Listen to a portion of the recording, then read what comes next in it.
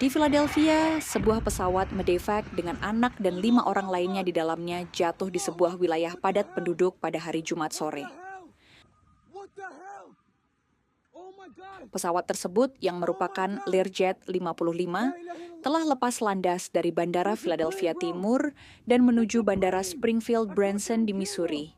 Sayangnya, tidak ada yang selamat dari penumpang dan awak pesawat tersebut.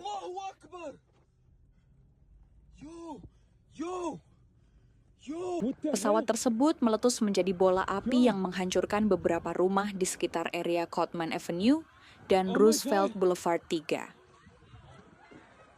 Penyelamat darurat sedang bekerja keras untuk menangani situasi yang kacau ini.